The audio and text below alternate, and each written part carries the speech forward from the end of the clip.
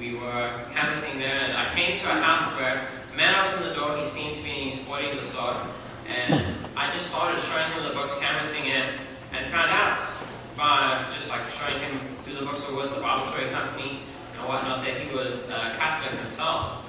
And not only was he a Catholic, but he was a studying Catholic. He was a theology major. He decided to go back to school after having been in the Air Force, I believe, and he decided he was going to devote his life to youth ministry, actually. And so this was something that I could really connect with him on, because I myself am actually a theology major now as well, and I also had like a passion for youth ministry too, and so we were really able to just talk about it. I showed him Desire of Ages and the 2 DVDs we had on Daniel 2 and Daniel 9, and he was really interested in them, but I could just see, like, as we were just talking about them, that he wasn't necessarily interested in them enough to actually get them. And so I talked with him for a while longer. He started going off on how so many of the different denominations today aren't all that different from the Catholic Church either. And so, anyways, I felt, at that time, I felt impressed not to show him the great controversy right away.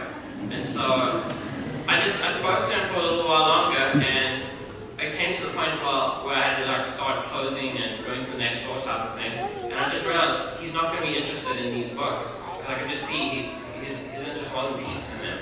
And so, as I was just thinking about it, I was like, okay, now's the time to show the great controversy, because he actually reached a point where he was just talking about all these different denominations and stuff, and where it would be like more reasonable to show it to him. And so I pulled it out. I was like, you'll love this book. This book just goes through all the different denominations. It kind of gives an overview of all of them, and it's been such a difference in my own life just when I was trying to search for myself and see what it means to be a Christian. And I just expressed to him how helpful it would be to him to be able to use as he's studying theology just to add to his background. And this did the trick, and so he was really actually excited for the book all of a sudden, and he decided that that's the one he would get. So anyways, he ended up borrowing some money from his son, and he was able to get the book. But something that just stood out to me was the timing of it all.